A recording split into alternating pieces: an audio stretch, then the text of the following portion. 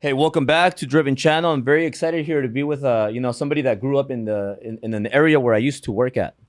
I used to work there. I wasn't born or I didn't live there in my childhood. I used to live in Echo Park. Okay. But then I got my license. I started working real estate, mortgage, and then I started going to those areas in South Central. I bought my first house right there. Right on. But Beacon, that's how you pronounce it, Yeah. Beacon. So Beacon. Now you moved to Oklahoma. I'm in Oklahoma, But correct? but I want to start like with your story. So you grew up in South Central, and how did it all get started? Did your parents come from another country, or tell me the start? To start, my parents are from Guatemala. Guatemala. I was born and raised in South Central LA till the age of 14. Was going to Mid City Magnet. Right before my high school year started, I come from poverty. My parents, Yeah. they recycle, cardboard, scrap metal, pallets and whatnot. So, come from humbly beginnings. But during my high school years, that's whenever they decided to transition over and move over there to Oklahoma. They did 21 years here in LA, and you know, they got tired of living paycheck to paycheck, and it ended up, like working for them whenever they could sell one property and purchase four properties out there Mm-hmm. because of the cost of living. Yeah. It's a lot different. So, yeah. And then you said you started in HVAC. That was what your first job? So once out of high school, I had a couple of smaller jobs and whatnot. Went to a Votech, got certified as a HVAC technician, Mm-hmm. and wasn't too happy. So I'm the type of guy that always like to figure out where's my niche, where am I good at, what I'm gonna be happy with. And got into a trucking business, got my CDL. Wasn't it? Um, 2008 happened, so Yeah. government wasn't giving out the stimulus packages for at the time we was with the dump trucks, we was dumping sand, gravel, and they weren't giving out. Government wasn't giving out the budget Mm-hmm. for us to continue to proceed and work on the highways. So my dad's all like, "Hey, we have to stop at least one of the trucks, whatnot." I ran into a Coast Guard recruiter, and that's when I started off with my career in the Coast Guard. Yeah. So So you did a lot of things. You did a lot of things. So it seems like you weren't making like a lot of money doing all these things, right? no, I wasn't even exposed to what was a lot of money back in Yeah. the day. So, I was looking for a career at the time. Yeah. Yeah. So then what happens? So you're going through the one thing, another thing, another thing. Then you decide to get into the nightclub scene, and that's what made you money. So, And like how'd you get into that, and how do you make money? Because I always wanted to start a nightclub. okay. Like because I used to club a lot. I used to club, and I used to hook up with girls in clubs, Right on. and it was fun. It was fun. Like I have a lot of stories about clubs, uh, good and bad ones. But I always thought like, man, because the owner of the club would always hook up with the hot chicks. I don't know how that works, but the owner of the clubs, they always hook up with the hot chicks. Yeah. Like the girl, like, and this is back in the day, so like don't judge me if you're watching me right now. Like I don't go to clubs and hook up with girls anymore. But I used to see the owners. They would be there, and they're like, oh, we're the owners. So all the girls would be all into the owners, and they would start. The girls would drink. The owners would give them more drinks, and then the owners would just take the girls home or to like a private room. So I was like, damn, man, maybe open up a club. I was thinking that back then. But how does that work? Is that how it really is, or are they kind of like are they hookers or like like how does that work? Because I'm like I didn't understand it. Like I thought I was like a good looking 25-year-old, and then I'm like, fuck, like these girls are just going with the old owner. So like how does that work? You're like, I deserve to be that owner. Nah. Yeah, no, I was thinking like, is this the way to get all these girls? Because I don't know about you, but like one of my weaknesses has always been women. Right on. But so that's a different story. But how does the whole nightclub work? Is there good money? Do you get good girls? How does it work? There is good money. I mean, but it all falls down to on your product. Yeah. Like how entertaining do you keep your product? Like it has to be enticing where like it's addicting, like crack cocaine. Like the people want to come back. You want to give them that experience that you're taking them out of their current reality. They come in invest money in your business, and you want to give them that feeling. You like out, take them out of the current reality, treat them right and whatnot, and Yeah. which sucks, like they end up leaving like their weekly paycheck there at your business, but they get their high, I guess. Yeah. But um, there is good money, but also like if you fall into like bad habits as being like a leader, being the business owner, yeah, I mean everything could go downhill as well. You divorce, bankrupt, like your life could just spiral But in the nightclub, out of you control. also make a lot of cash, right? It's very liquid. That's So why you got to stay on top of your game, because you never know. I mean, there's tons of theft that could possibly be happening from employees, inventory. but most club owners or bar owners, like they don't report the cash, right? They just keep the cash. You have to Oh, pay a lot of wow. taxes because you get paid cash. Most of them they don't go and deposit the cash into the bank. Yeah, I mean, most of them do tend to keep the Yeah. cash and whatnot. Yeah. They'll Kind of do like a strip club. I they'll was do thinking about a those, strip club too. right. You never how come you never got into strip clubs? Or I were you, guess did you think about it? I thought about it, Yeah. but I'm also been married for 18 years, so Yeah, but I always had like but that it little doesn't. e-break. Do you have on them. kids? I got 4 of them.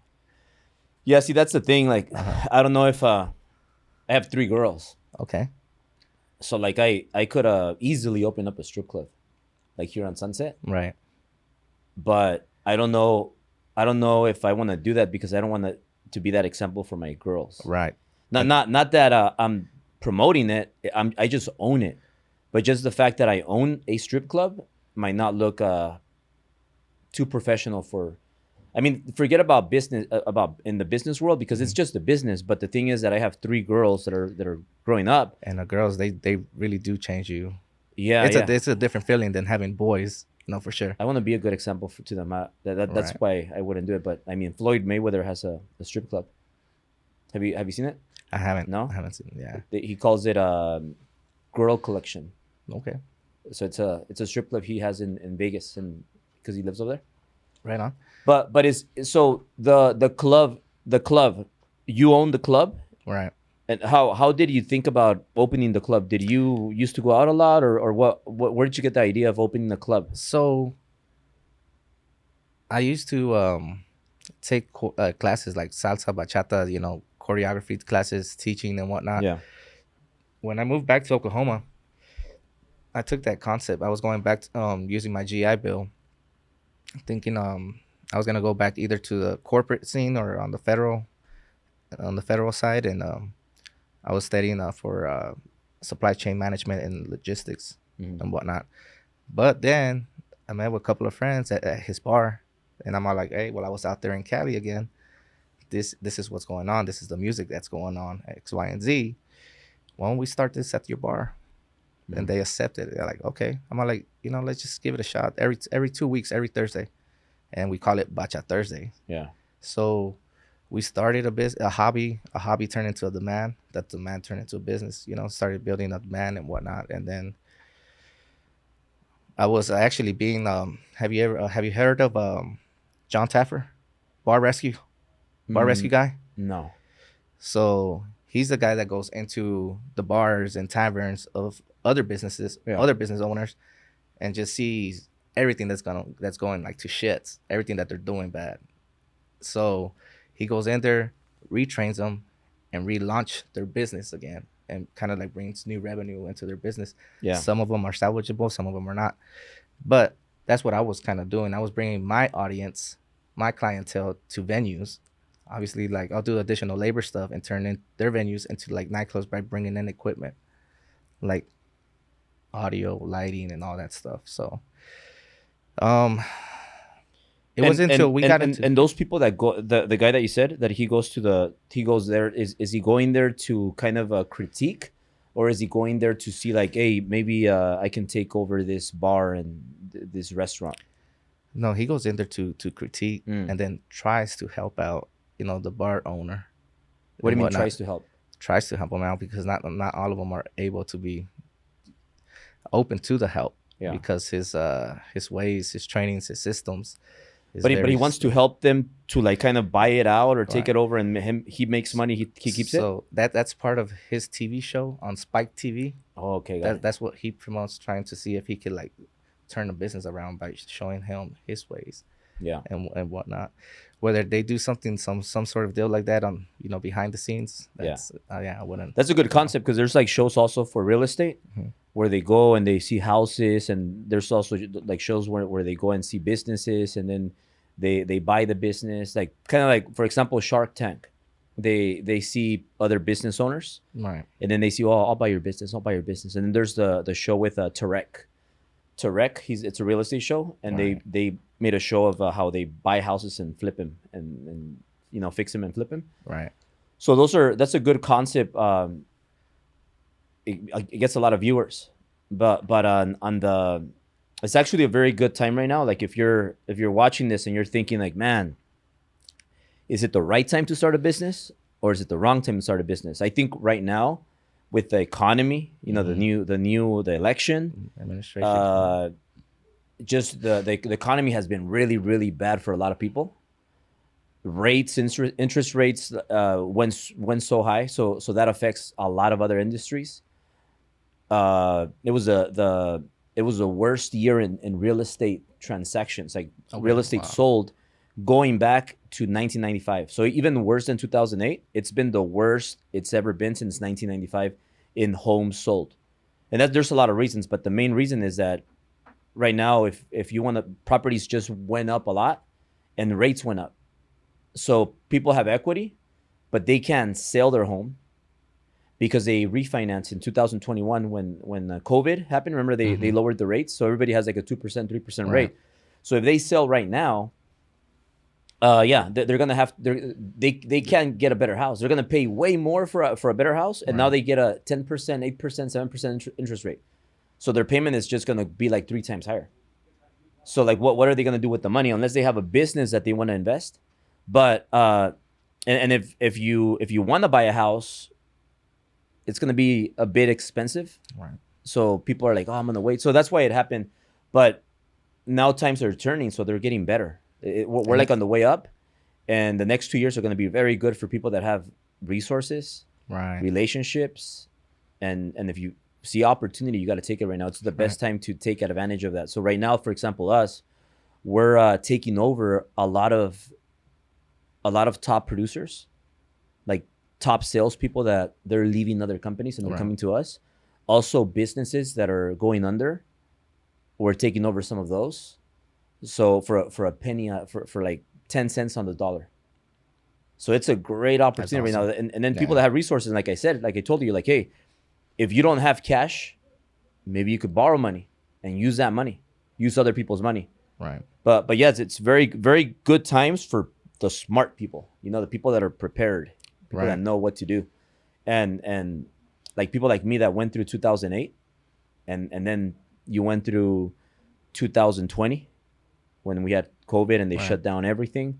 Then 2023 was another year that was very, very tough for a lot of people. So when you have that experience, you're gonna win no matter what. Because I always say that, hey, if you have a leader or you're working with somebody that hasn't been tested yet, a leader that has not been tested cannot be trusted. Right. So there's a lot of people right now that are brand new, and you're like, oh, well, they only been showing success for 2-3 years. I don't think, imagine when something goes wrong, really wrong, they're going to be tested, and we'll see if they're real. So I think those times are actually necessary, you know, because that's what's going to, like a rubber band, you know, like even build you up. And yeah, it is true. Like there is going to be a transfer of wealth here coming up soon and whatnot. I think within the next year, baby boomers, they're going to be reaching the age of 65. So whenever it comes to private equity, there's going to be tons of opportunity there on that end as well to like purchase, like you said, purchase businesses. So that's in my mind now. So I'm out of the nightlife right now. I did about a full decade, a little bit over a decade and whatnot. But let's not skip that part. So you have a nightclub. I'm our Preciado. If you like what you're watching and you want to learn from an entrepreneur that built 8 companies and makes over $30 million a year, text me at 213-277-6208.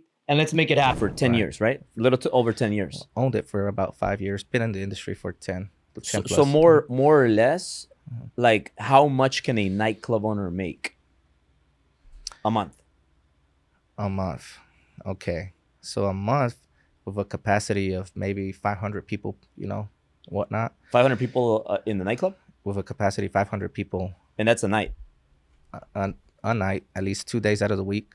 You're looking about at least hitting six figures plus for sure. 6 figures plus in what? Like 1 month. a month?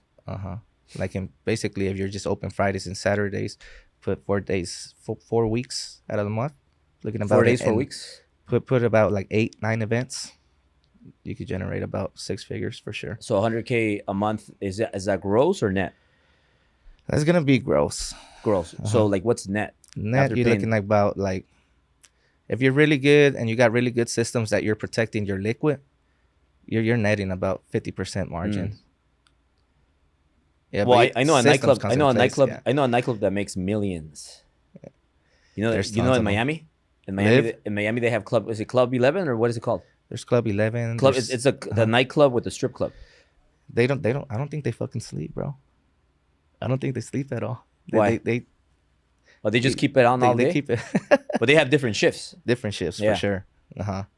But yeah, I'm not too aware about their Yeah, but logistics. they how must, they they, run they it, must, but, they must be making. but they run it. Man, huh? Yeah, they run it. Yeah, Yeah, but it's a world class like a landmark. nightclub, strip club, Yeah.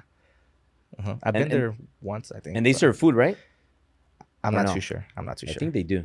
But Yeah. yeah. They probably just sell the full package whenever it comes to convenience and What is it called? Club 11. Club 11. Mhm. Club 11. Club 11.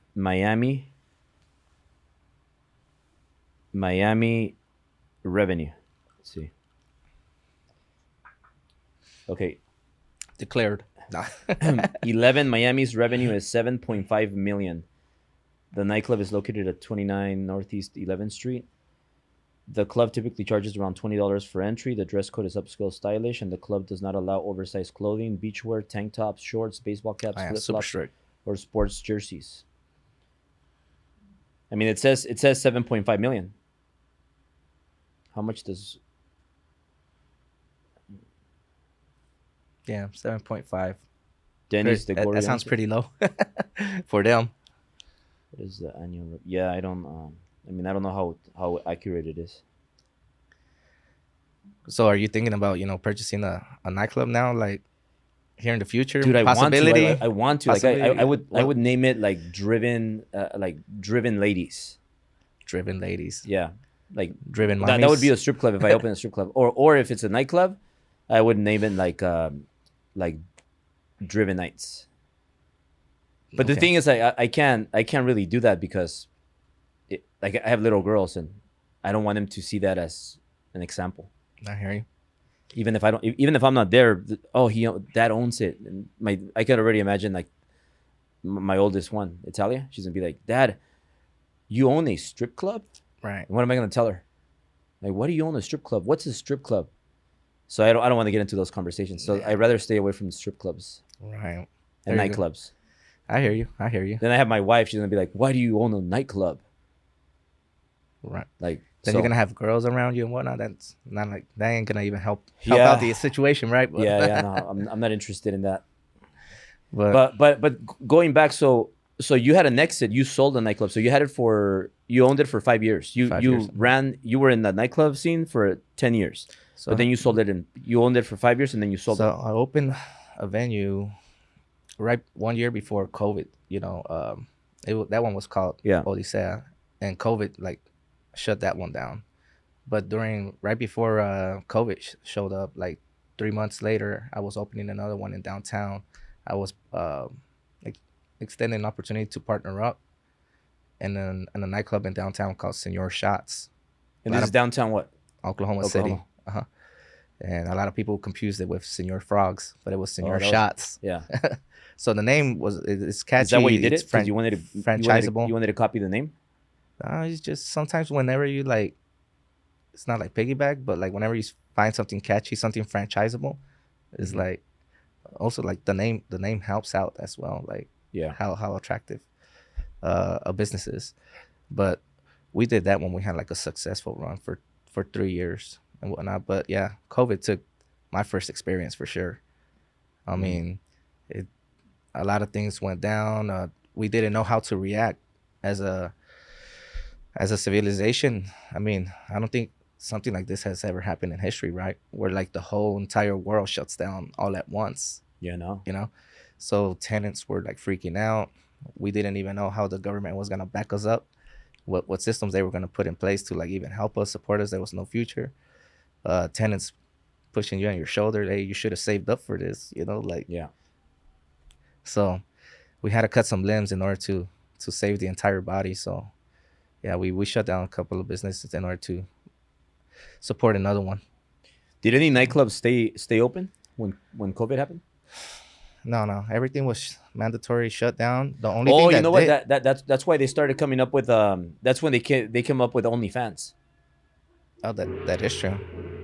A lot of things happen. Yeah. You just said OnlyFans, and yeah, you get Well, the thing is that like think about it. everything went online. Yeah, like you guys watching this, ladies, guys, there's a lot of opportunities when things like this happen. Like when things happen, like when something that you don't anticipate, and it's like chaos and it's tragedy, and you're like, fuck, what am I gonna do? There's always opportunity. You just have to figure it out. Right. Like problems are part of life, part of a business, and if it's not, if you can't fix it, like if a problem always has a solution, and if it doesn't, it was never a problem in the first place. Yeah. So when we had the problem, right, of COVID, and like I'm just using this as an example, like strippers, or I don't even know if it's the same thing. Strippers, yeah, strippers. So strippers, like they turned to, 'cause I was thinking strippers, escorts, but when strippers were out of jobs and they were used to making good money. So what happens? They start OnlyFans, which was an innovative campaign for them, because now they don't have to be dancing and doing lap dances and being uncomfortable. Now all they do is they use technology, put a camera, get nude, record themselves, or have sex with their boyfriend and put it on OnlyFans, and now they're making money they're making money 24/7. They go to sleep, they wake up with 10 G's in their bank account. They create their own economy. Yeah. They were forced to evolve and get creative. But people didn't anticipate. It was one smart person that said, "Oh, you know what? I'm gonna create OnlyFans." You know Andrew Tate? Andrew Tate? Yeah. Uh-huh. He started making money with webcams. And look at him now. And I think now he makes, I heard somewhere that he makes like 10 million a month or more. I think prior to COVID, that was the time to invest in Zoom. Yeah. Oh yeah. Zoom went crazy. Mm-hmm. So we were forced to like get creative. Yeah. And how to get through that moment, which was insane. But something that did help us out, Oklahoma was only shut down for 3 months, while the rest of the nation was shut down, almost getting close to the year. Mm-hmm. So that being said, we actually had people from Texas coming to turn up and party in Oklahoma. Yeah. In Oklahoma City, and people were just But you know what's good and bad? That sometimes when it's very hard, and people are when it's really really hard times, like let me ask you the question. So if you're gonna have really really hard times where everything's gonna be 10 times harder, do you want it to last a little bit, or do you want it to last a lot? So do you want it to last 3 months, or would you rather it last 12 months? What do you prefer? I'll prefer, if it's gonna be hard. I'm the type of guy that likes to like strip off the Band-Aid out of the Yeah. So you want 12 months? I would have gone for 12 months. Yeah. So that's the right answer. You know why? Because your competition, they're not gonna outlast that. Correct. They're gonna melt and quit and break in 3 months.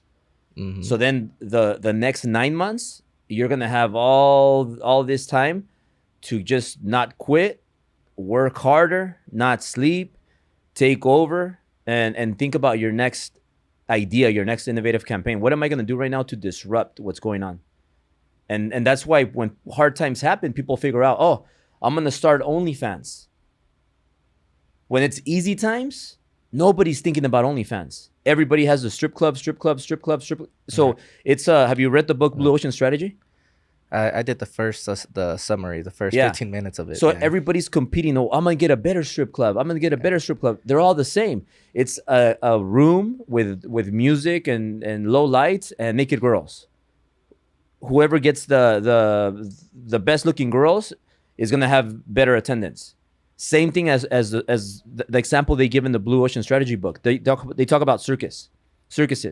So they have a bunch of circuses and they're all the same, a bunch of clowns. So whoever gets the best clown is the best circus. $20 for show. And same thing with the strip clubs. It was the same shit. But then when and it was easy times, so everybody was they were making a little bit of money and they're doing good, but they're not thinking outside of the box. But what happens when COVID happens? Then they're like, oh shit, everybody goes out of business. And then there's one guy that, or was it a guy or a girl? I don't know who it was, but one person thinks like, what if we do it virtual? And boom, Right. Like we had an example. We're doing virtual stuff now. We're doing virtual sales. So we have our salespeople here on the floor, but we also have virtual. So today we made good money virtual. Like they're not costing us any money. They're not here. They're not using any of our resources. They're doing that virtually and making sales. Right.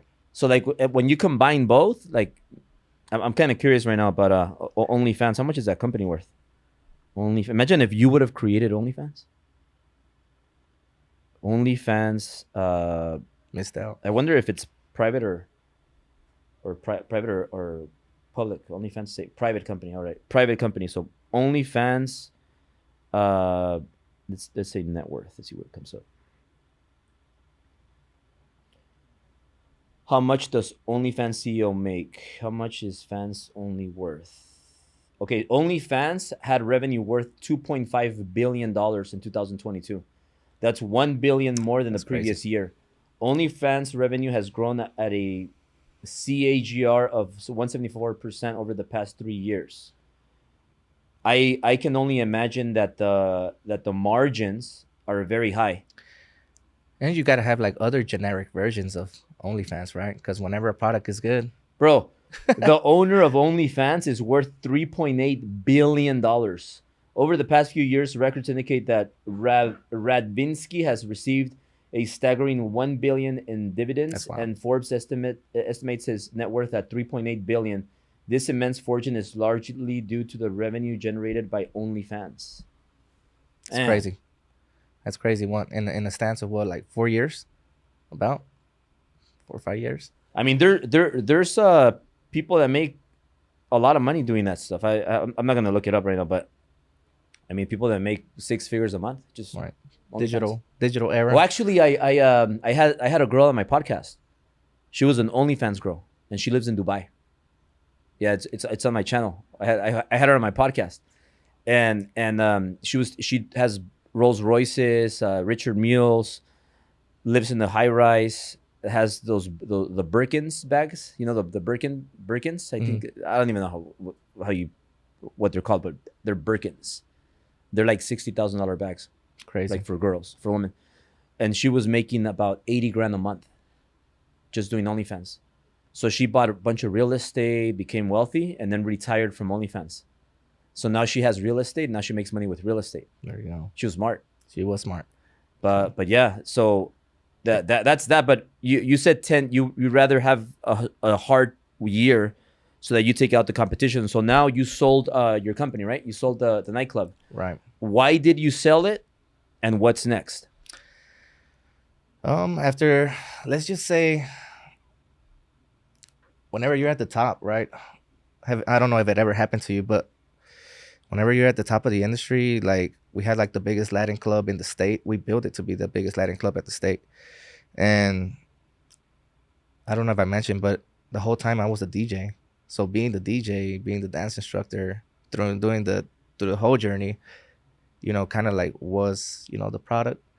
But I did the mistake of, instead of, I was working in the business, Yeah. instead of working on the business. Yeah. So I did that mistake, and honestly, I got worn out. Yeah. I got worn out. Tons of marketing. So that caused for me to run have a mediocre systems in place and whatnot, and there was no competition at the time. So like I was able to do so. Another thing was I was the one army media guy with outdated tactics, but they didn't have no training in place, so that was my fault. But like that's the reason why I reached that stagnation level.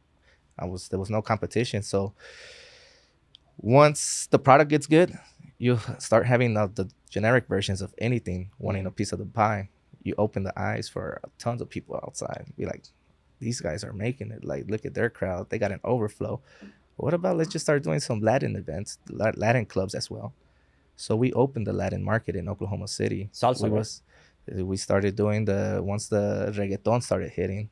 We started with dance music, but then we had to transition over to what sells and whatnot for the younger crowd, who were the ones showing up on a weekly basis. So we had to transition to reggaeton, mamboton, dembow, huaracha,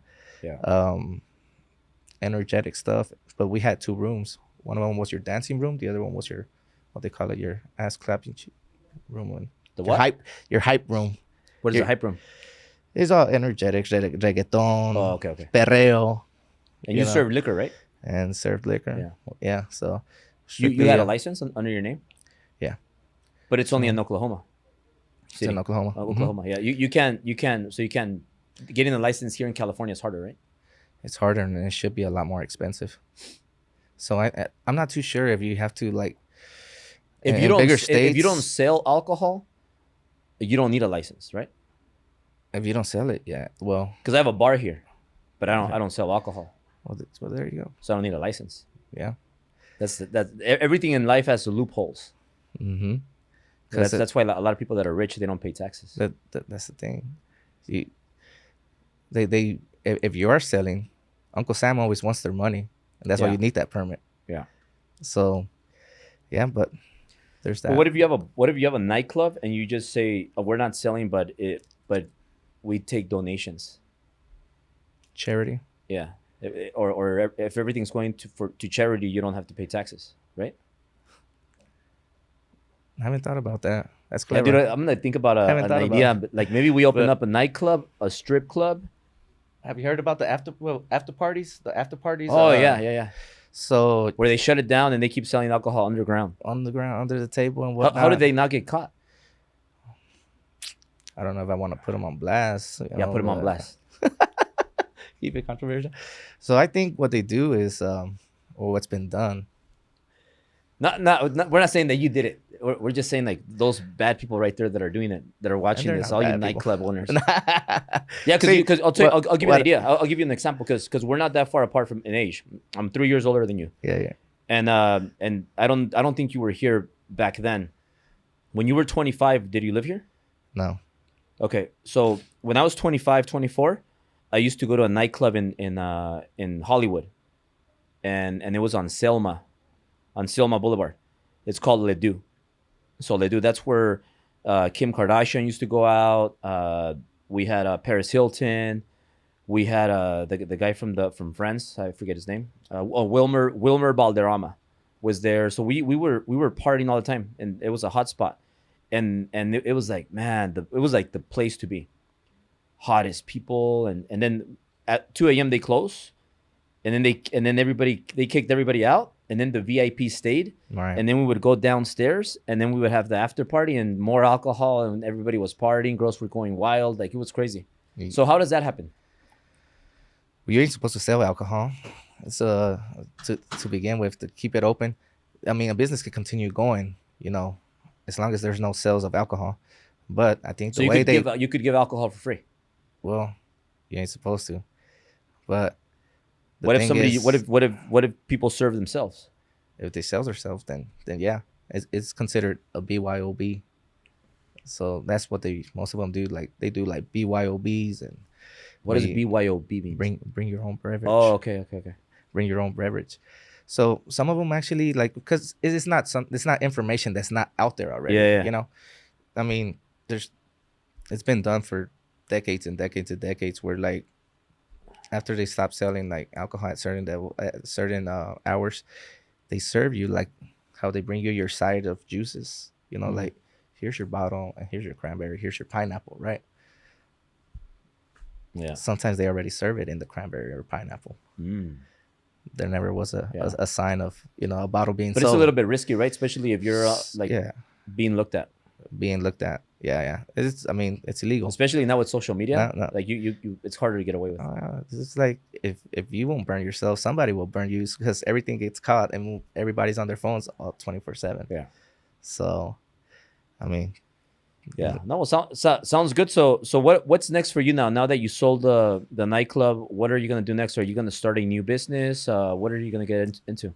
Well, you got a big payout. Let's just say it could have been bigger. Yeah. Could have been bigger. At least you got a payout. For the time I put in. Yeah. I would like it to be bigger, but I know the legacy, the brand, it's in good hands and whatnot. Just seeing, selling it off to someone else and seeing the employees there being unemployed all of a sudden, and so they continue having the same staff. But I don't know. I wanna try something that doesn't involve alcohol. Because alcohol was a part of a reason why my mind was clouded and I was stagnant. You used to drink a lot. Yeah. I was a DJ. You don't drink anymore? I mean, every now and then, I ain't saying I'm sober, but like at my house, I don't drink any alcohol. I don't have alcohol for the same reason. But let's just say, if I want to take things to the next level, like I have to be like somewhat alcohol free or keep it like at a very minimum, because like the older we get, it just takes longer and longer to recover. Yeah. Like, do you drink? Me? Yeah. Yeah. I don't drink liquor though. You don't drink liquor? Not liquor. No. What do you drink? I drink just wine. When was your last hangover? When the times that I'm like, oh, I'm gonna have a sweet liquor drink. So like when I have a margarita, that's the worst. When I have a margarita and so there's a Hotel Bel Air. To wrap it up, there's a Hotel Bel Air. They make some really good like tequila. It's called the Pepino's Revenge. Okay. So it even sounds dangerous. Pepino's Revenge. So it's almost like it's telling you, hey, this is your revenge for all the bad things you did. Right. You're gonna get fucked in the morning. Right. So like you have those drinks, they're so good, man. You just swallow it, and it's very small, but it has 2 shots of tequila, but then it has a bunch of agave.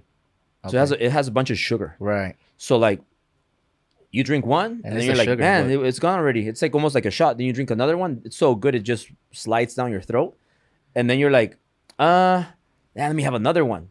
So then you have 3-4 of those, and you wake up in the morning with a massive hangover. So the last time I had a hangover was the last time I drank a Pepino's Revenge, sugary drink. But if I drink just champagne, I wake up like a champion. Like Tank. Tank, if he drinks, he just keeps champagne only. The boxer, Tank Davis. Oh, really? For the same reason. How do you know? He stated like it does less damage to his body, and if he's gonna drink, he's gonna keep it like somewhat light. He said he just drinks champagne. Tank Davis? Champagne. No wonder he's so good. Yeah. I should take notes. I should follow his. I was with him at Javier's. No, I wasn't aware. You didn't see the video? I haven't. There's if you go back like 2 weeks, you'll see a video with me and him at Javier's. And then just next time you're gonna have to take the champagne and give him liquor next time. But if you want to beat him, yeah. Right. No wonder, that makes a lot of sense. How I'm so powerful, because I drink I drink champagne all the time. That's the only thing I drink. There you go. Yeah. So what I was getting makes so much sense. Whenever like at my age, it takes at least 2 days to recover. Really? 2 days, two full days to recover. It's not like back in the younger days when it just take 1 full day and the next day I'll be at 100. Take me at least 2 days, and that's basically what, like, out of the year, like 2 days. That's 100. I'm 41, and I fucking wake up at 4:30 in the morning. And even if I slept at 1 and I had some drinks, I have no choice. But you push through, right? You'll find your fix and whatnot, and you're obligated. Yeah. But you're not at 100. You're not operating at 100. You'll still be lagging. You force yourself to be at 100. I have to force myself to be at 100. Yeah. There you go. But I mean, champagne. You stick to champagne, you wake up like a champ. Like if you start mixing and drinking a bunch of sugary drinks, then That's not when you're in only not trouble only for you, sure. you get a hangover, but it's also a lot of calories, a lot of extra calories that are gonna Mm-hmm. make you gain weight. Dead calories for sure. Yeah. So just me trying to take, be the better Be version of sober. myself. Yeah. Yeah. I And just need a transition, cut it from the root. and then you're gonna invest your money into another business, or you think like what kind of business are you gonna open? So far, I'm thinking about the funding industry. Funding. Finance whenever it comes to like Yeah. that incorporates credit repair to, personal credit Yeah. to build up your business credit, your corporate credit to syndications, having relationships with lenders and brokers and whatnot. But what about once you reach, like you obtain fundings and stuff, what are you gonna do with it? Yeah. So I also gotta like look into like I like commercial investments. Mhm. So light industrial is my sweet spot. Yeah. That kind of like. So I'm thinking about those two, and also what you got going on, which is amazing. It's Yeah. a media agency. Because nowadays, if you don't have no media presence nowadays, who are you? Yeah. Yeah. It condenses results a lot sooner. Yeah. Yeah. If you're somebody online, you got real estate online. Yep. So that's where I'm thinking so Yeah. far. But I just gonna take like a 2 months break, polish up, build up some skills. Bro, that's awesome. So you're gonna get so much value tomorrow. Like you're gonna like the marketing, the sales, the systems, processes, building businesses that run on their own without you, like how to raise capital, like everything you need about business. Like it's like business 101 advanced. Everything like you're gonna see. But if anybody wants to follow you, they want to reach out. Maybe they want to be partners with you for your new venture. Who knows? Where can people follow you? Well, I got my personal page on Instagram, which is CEO_Mixel, and also which is gonna be my business page now, which is CEO Mixel Mixel Ventures, and that's on Instagram. Why So why is it Mixel? that's my second name. Oh, your second name. It's Beacon Mixel. Beacon Mixel. Did you have Mixel Lopez. the Yeah, I know. craziest name? Yeah, my dad, he was a big soccer fan during the year I was born, '86. Yeah. So he wanted to name me after a German player, Franz Beckenbauer. Oh yeah, I remember. Ended up with Beacon. The hospital messed up. So It's funny. Yeah. Well, cool, Yeah, brother. I'm looking forward to tomorrow, yeah. bro. Yeah. And thank you for having me. here. Pleasure, man.